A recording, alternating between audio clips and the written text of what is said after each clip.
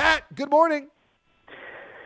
DA, the mothership has been off the rails this week. I mean, think about all the things that happened this week. I saw Carter Blackburn in the lobby of our hotel yesterday, and he told me how he prepared for the dramatic readings of the tacos.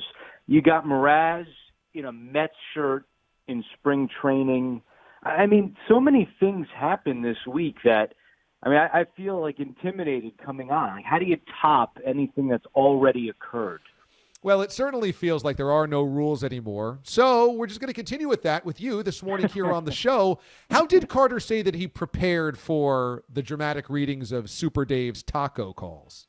Well, he woke up early, and he warmed up his voice. Now, Carter and I work with a vocal coach who's named Arthur. Oh. And Arthur tells us how to warm up our voice before broadcasting. And Carter warmed up his voice before the dramatic readings. Me, on the other hand, I woke up about 2 minutes ago, and I'm just putting my glasses on to do this interview. Can you take us through one of the vocal exercises? How would we get ready to call? Yes, there's a lot that goes into it, Damon. It's very complex. I make a series of weird noises. Like, here's one of them. Hold on, okay?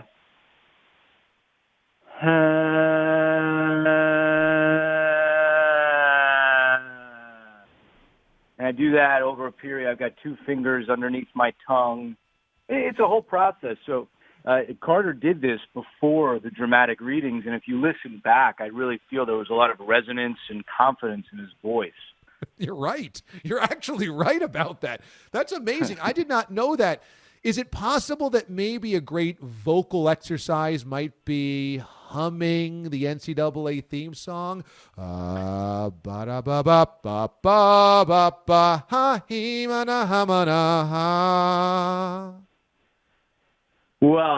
I had not considered that, but after you just did that, I feel like I can get into that. That would be a good way to kind of get especially in the morning. I just got up, so like a little bit like this, like,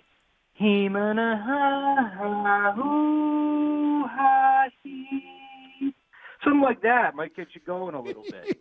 Yeah, I would say so. That does get you going. Well, this is excellent. A great way to start things off. And last night, the UCLA-Michigan State game goes to overtime. Ultimately, UCLA wins. You will see the Bruins, as I mentioned before, on Saturday night. What was your takeaway seeing the comeback win by UCLA and how that might factor into their game on Saturday? Yeah, what a comeback last night. I was really impressed because it did not look good in that first half. And even when they made their run kind of midway through the second, I thought Michigan State had the answers, and it looked like Michigan State was going to move on. But, wow, I tell you what, Jaime Jaquez played an incredible game. He finished with 27. Mick Cronin knows defense, and when they needed stops, they came up with it. And, I think this could be a dangerous team. I think it's going to be a great matchup. BYU's had a great year. They were up big in their last game against Gonzaga, but could not pull it out in the West Coast Conference Championship game. But this should be fun. And look, UCLA, we know that they're one of the blue bloods, but they got players. Johnny Juzang came from Kentucky. He was great last night. He looked like he rolled his ankle late, but he was able to run on the court and celebrate. So I think we're set up for a real good one tomorrow night on CBS, and we'll see if UCLA can kind of keep that momentum rolling against a tough BYU team. That'll be the 6-11 matchup, BYU versus UCLA. All of the games you call will be at historic Hinkle Fieldhouse, the home of the Butler Bulldogs. What is it going to be like? I know it's not going to be full fans, but what's it going to be like to be in such a cool arena calling NCAA tournament games? Yeah, I've been lucky enough to call a couple of games during the regular season at Hinkle for Butler, and it's awesome. You walk in, first of all, you kind of walk in like the back door. Like, I feel like I'm entering like my grandma's basement for the entrance that we walk into. But then you walk out into this big stage, if you will, of this basketball floor that has so much history. And they've done a renovation, so it doesn't look like my grandma's basement, don't get me wrong. But you get that feel that you're in a small, cozy place with so much history. And to have the NCAA tournament there, which has only been there once, way back in 1940, I'm excited to watch today because there's games at Hinkle today, but I do feel like it'll be nostalgic walking in there tomorrow for these games. And then you look at the coaches that I'm going to call tomorrow at Hinkle, Patrick Ewing, Rick Pitino, and then you've got the new age. You've got the Nate Oats at Alabama. I just feel like it's going to be a pretty special day. I do too. Andrew Catalon joins us, one of the voices of March Madness on CBS. You mentioned Nate Oats in Alabama. I've got the Tide going all the way to the Final Four out of that bracket. I think Michigan is the one vulnerable number 1 seed. Bama's the 2. They'll take on Rick Pitino and the 15-seeded Iona Gales tomorrow afternoon. You'll be on the call. Tell us about Alabama, because the Nate Oats story at Bama is fascinating. He used to be a high school teacher, and he's turned a football school into a legit basketball powerhouse.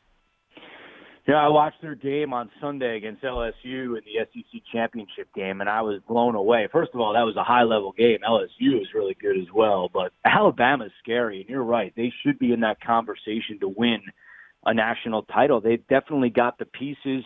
When you look at Nate Oats, what he's done, Pete Thamel, our good friend from Yahoo, wrote a story about Nate Oats a couple of years ago. He was as you said, a high school math teacher.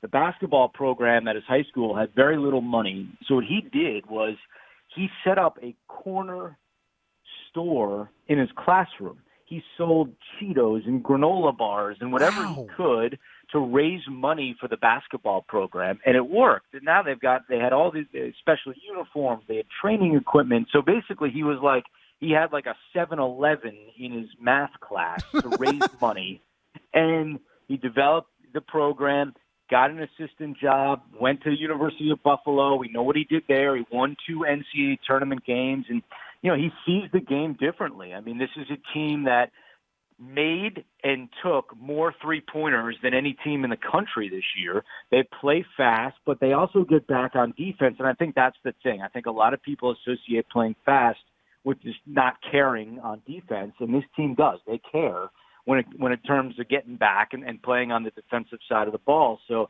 they've won 6 straight. They won 16 games in the SEC, which is their most since 1987. They've got John Petty. They've got Herb Jones, who's the SEC Player of the Year. They can go deep. They can beat you, in a lot of different ways. And I think they're going to be a handful for a lot of teams out here in Indianapolis. Yep, caring is important for a lot of people. Can't do it too much, but important for Alabama on defense to move on. For Iona, the Rick Pitino story is crazy because, of course, he leaves Louisville in scandal. Yet again, another controversy that he leaves behind. And every time he talks, it feels like he's lying. So he's probably better off with some type of slogan like no talkie. But with Rick Pitino back in the NCAA tournament, is the story around Iona kind of icky because they went down the road of Rick Pitino? Or is it interesting and exciting because Iona is back in the NCAA tournament with a Hall of Famer? Yeah, I lean towards the latter. And look, this is something that I think you're hearing more about. But teams and players especially have had a rough season. They haven't seen their friends. They haven't seen their families. They've been locked in rooms. They don't even really see each other sometimes. And look at this Iona team. They went 51 days between games because of COVID. They did not play a game from 2 days before Christmas, December 23rd, to February 12th. They came back, played 5 games, and then had another 2-week pause. So this team missed a combined 2 months of the season. They come back, say, we're going to play in our conference tournament, which is the MAC conference. They're 6-3 in the league. They only played 9 games. The league says, you know what, even though you're 6-3, you're a 9 seed. We're not going to go by win percentage. We're going to go by how many wins you had, which was only 6 because they only played 9 games. So they're a 9 seed. That means they have to win 4 games in 5 days, and they do it. And look, you could talk about Pitino, and I know you just did, and you can get into all that, but to me, the focus should be on what these Iona players accomplished, like everyone else around the country, but it seems like Iona had it as bad or worse than anyone else. It was the longest pause in the country, 51 straight days. For them to go down to Atlantic City in the MAC tournament, win 4 of 5 as a 9 seed to get to the NCAA tournament says a lot about the team. It says a lot about Pitino as well and his quality of coaching. But these players went through a lot, and I think they should be rewarded on the big stage, and they will be tomorrow at Hinkle Fieldhouse.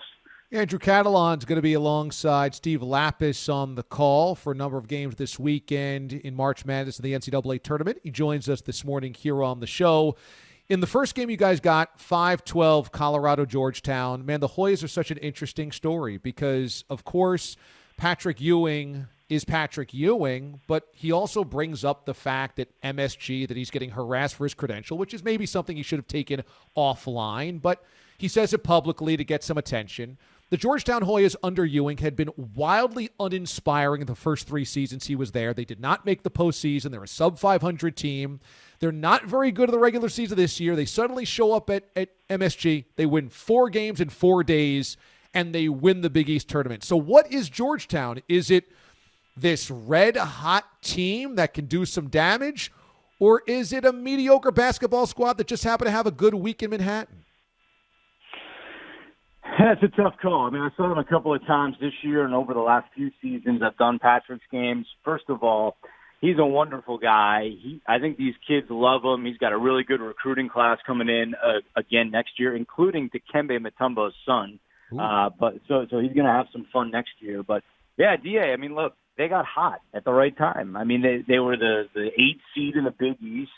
They had, some rough losses during the year. They had a COVID pause, but came back from it in late January and won 10 of their next 14, including, 4 straight at the Big East tournament. They got Villanova, who was banged up, so that helped them with no Colin Gillespie. They have a couple of good guards in Javon Blair and Dante Harris, and Jamarco Pickett's kind of a swing guy, and they got a big guy. I mean, if you're a big guy in America, why wouldn't you want to play for Patrick Ewing? But, yes, I mean, they were uninspiring throughout a lot of the regular season, but does that really matter right now? I mean, everyone's talking about Patrick Ewing.